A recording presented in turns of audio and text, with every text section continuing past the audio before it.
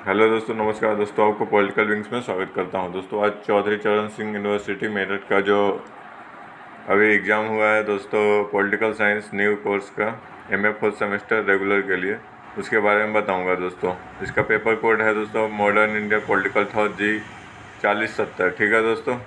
इसमें क्वेश्चन का जो टाइम इंटरवल में दोस्तों चेंजिंग आया है दोस्तों। पहले 3 आवर्स का होता था, अब ये 1.5 घंटे का हो गया है दोस्तों, क्योंकि कोविड के कारण दोस्तों। और इसमें क्वेश्चन पैटर्न में भी चेंजिंग आया है। अब सेक्शन ए में दोस्तों 5 क्वेश्चन में से 2 क्वेश्चन का आंसर देना है, और इसमें 75 वर्ड मैक्सिमम लिख सकते हो दोस्तों। क्वेश्चन आया था पहला, शिवाजी उत्सव के बारे में बताना था। तो दोस्तों ये शिवाजी उत्सव महाराष्ट्र में होता है दोस्तों, और ये वो बाल गंगाधर तिलक जी ने स्टार्ट करवाया था दोस्तों। और ये दोस्तों ये जो मैंने भारतीयों में अपने देश के प्रति, अपने मैंने समाज के प्रति, अपने महापुरुषों के प्रति एक मैंने आत्मविश्वास बढ़ाने के लिए ये उत्सव किया गया। और दोस्तों ये मैंने ये स्वतंत्रता सेनानियों के लिए एक मंच भी बन गया था, जहाँ पे ये लोग मिलते थे इसी बहाने से, और वहाँ पे आगे का प्लान करते हैं किस प्रकार से अंग्रेज़ों से मैंने लोहा ली जाए। ठीक है दोस्तों, और भारत को स्वतंत्रता मिले इसके लिए। और दोस्तों अभी वर्तमान में ये जो शिवाजी उत्सव है वो हर एक साल मनाया जाता है वहाँ पे। और ये तो उनके जन्मदिन के अवसर पर मनाया जाता है, उनके द्वारा उनके कार्यों के, उनके जीवन के सारे सिद्धांतों के बारे में बताया जाता है। ये सब है दोस्तों। सर्वोदय की अवधारणा ये विनोबा भावे जी ने दिया था दोस्तों, जिसमें इसका सर्वोदय का अर्थ होता है सबका उदय। ठीक है दोस्तों। और जवाहरलाल नेहरू की प्रमुख रचनाएं हैं दोस्तों ये है मैंने भारत एक खोज। ठीक है दोस्तों, ये है। और राम मनोहर लोहिया की आर्थिक विचार के बारे में लिखना था दोस्तों। फिर अरविंदो घोष के आध्यात्मिक राष्ट्रवाद क्या है उसके बारे में बताना था। और नेक्स्ट सेक्शन है दोस्तों सेक्शन बी में दोस्तों शॉर्ट आंसर टाइप क्वेश्चन है। इसमें आप 200 वर्ड का लिख सकते हो। 10 मार्क्स का क्वेश्चन है। और दोस्तों ये 3 प्रश्न में से कोई एक का आंसर देना था। ठीक है। क्वेश्चन क्या आया था दोस्तों, स्वामी विवेकानंद की आदर्श राज्य की अवधारणा की व्याख्या करें। अब आदर्श राज्य की उनकी व्याख्या थी, जिसमें यानी कि एक तो शिक्षा और पंडित के समान, पंडित राज में, यानी कि जब पंडितों का शासन होता है तो उस वक्त जो जिस प्रकार से की शिक्षा होती है उस प्रकार का तो शिक्षा हो।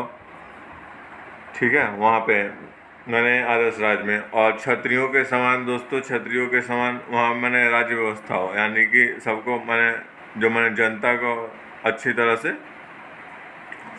और दोस्तों इसमें क्या होता है, क्षत्रियों की तरह राज्य व्यवस्था में दोस्तों कला और संस्कृति का बहुत विकास होता है। तो इसलिए वो कला और संस्कृति अपना वो क्षत्रिय वाला चाहते थे। तीसरा है दोस्तों ये व्यापारी वर्ग वाले के लिए दोस्तों, तो ये दोस्तों इनके लिए था कि ये लोग विदेश से ज़्यादा अच्छा संबंध बनाए रखते थे। और दलितों को जो निम्न कास्ट के हैं लोग, उनको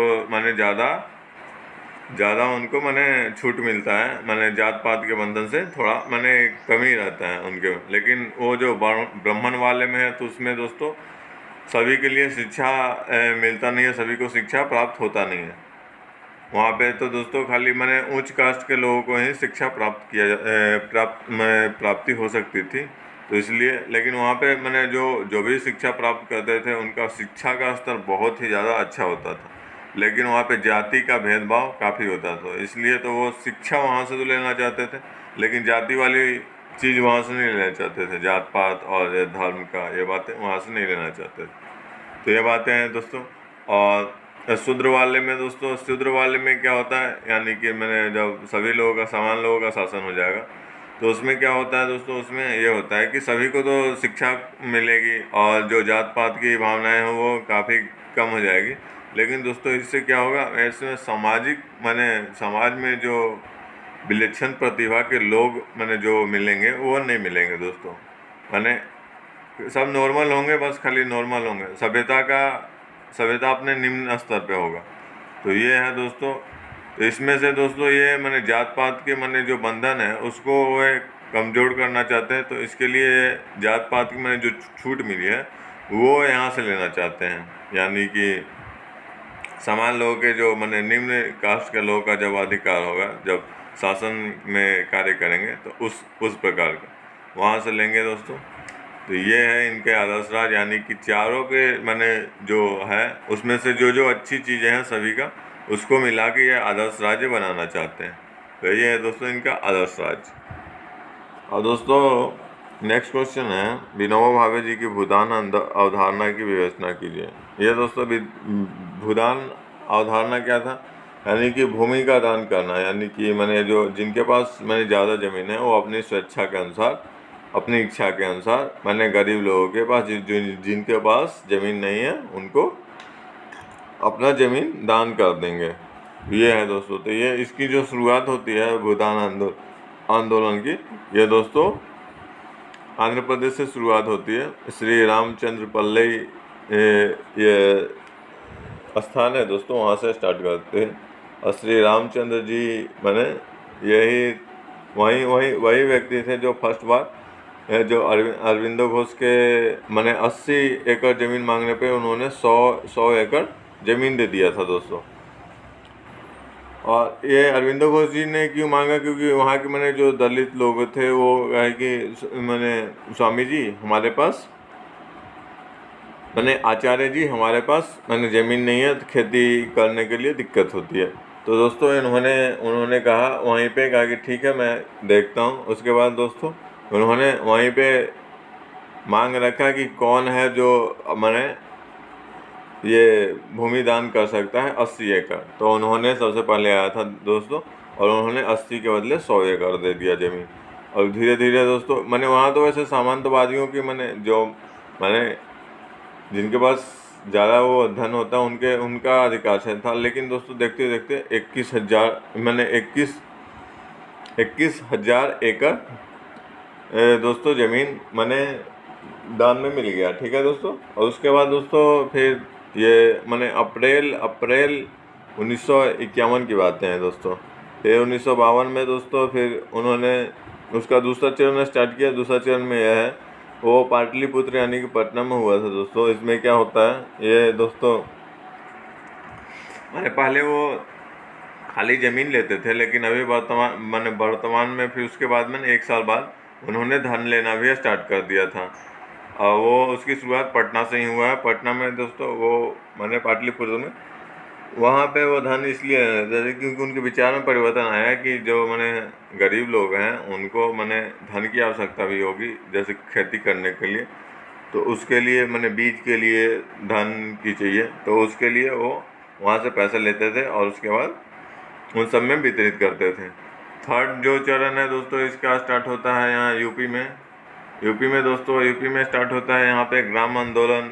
मैंने भूमिदान के आगे अगला चरण थर्ड चरण है दोस्तों ग्राम दान। तो ग्राम दान दोस्तों ये यहाँ पे दिया जाता है यूपी में। और फिर फोर्थ चरण है दोस्तों यहाँ पे फोर्थ चरण है दोस्तों ये उड़ीसा में होता है। और उड़ीसा में क्या यहाँ पे वहाँ उन्हें मैंने प्रांत यानी कि जिला ही दिया जाता है, जिला ही एक दान कर दिया जाता है। और उसमें क्या होता है दोस्तों, ये इसलिए चाहते हैं कि प्रशासन की जो हस्तक्षेप है वो काफ़ी कम हो और वहाँ के जनता आपसी सहयोग करें और आपसी सहयोग के साथ सब प्रशासन की कोई आवश्यकता ही न पड़े, बस खाली अपने जनता ही स्वयं का शासन करे और एक दूसरे में भाईचारा बढ़े और जात पात की जो भेदभाव है वो कम हो और इस प्रकार से भारत के सामाजिक स्तर मजबूत हो।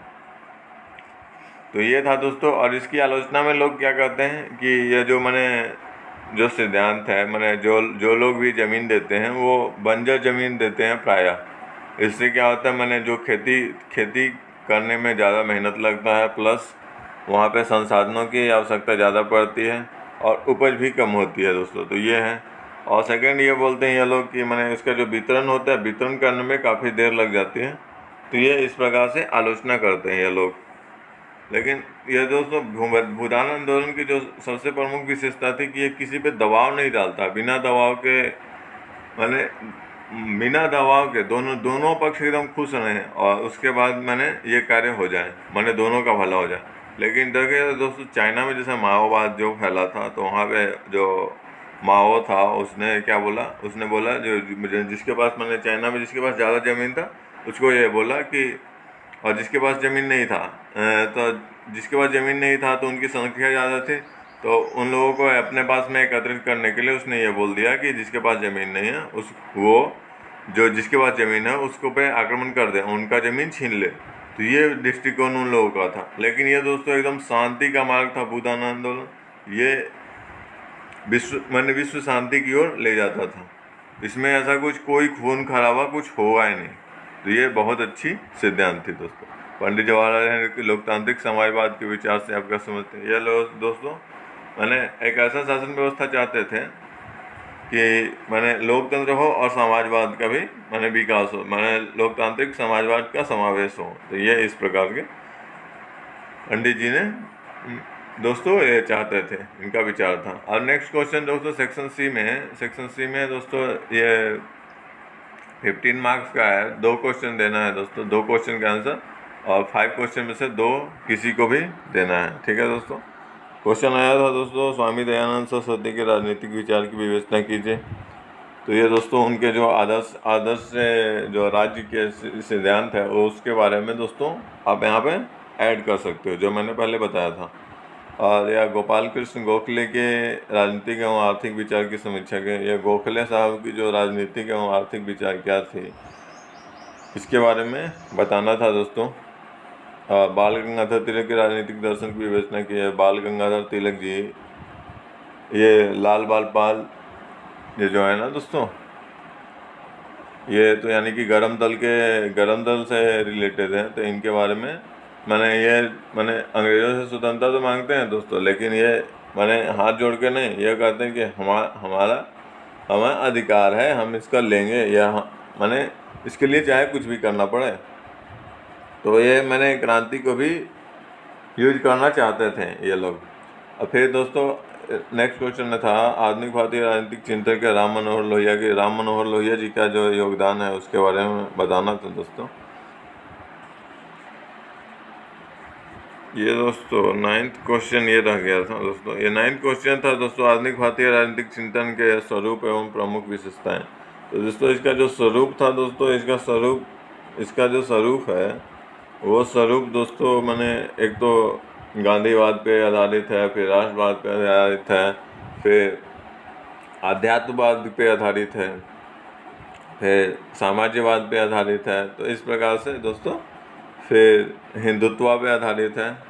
तो ये सारी चीज़ें का मिल के मिक्सचर हो गए हैं दोस्तों, ये बना है हमारा आधुनिक भारतीय राजनीतिक चिंतन। ठीक है दोस्तों। तो इसी को आप एक्सप्लेन करोगे। अब जैसे हिंदुत्व में आप उसके विचार को एक्सप्लेन करोगे, ये क्या बोलते हैं सावरकर जी के विचार के बारे में दोस्तों आप एक्सप्रेस कर सकते हो। फिर महात्मा गांधी के गांधीवादियों के में राजेंद्र प्रसाद के विचार। फिर आप ये दोस्तों विनोबा भावे जी का जो व्यवहार है उसके बारे में आप कर सकते हो। और एक दोस्तों JB कृपलानी, उनके बारे में उनके जो विचार थे उसके बारे में आप यहाँ पे लिख सकते हो। और दोस्तों फिर उस वाले में अगर राष्ट्रवाद अध्यात्मवाद में अगर चले तो फिर हम ये स्वामी दयानंद सरस्वती और इनका ये दोस्तों जो विवेकानंद जी हैं उनके बारे में, उनके जो क्या सिद्धांत है उसके बारे में अगर आप लिखोगे तो ये सब सही होगा। ठीक उसी प्रकार से दोस्तों फिर समाजवादी वाले में तो फिर ये दोस्तों लोहिया साहब इस सब का आप लिख सकते हो। ठीक है दोस्तों। तो यही था दोस्तों क्वेश्चन पेपर। और आपको कैसा लगा दोस्तों वीडियो आप बता सकते हो कमेंट करके। और अगर आपको पसंद आए तो दोस्तों आप चैनल को लाइक करो और सब्सक्राइब करो और ये वीडियो को लाइक करो। ठीक है दोस्तों। थैंक यू दोस्तों, वीडियो देखने के लिए धन्यवाद। Thank you.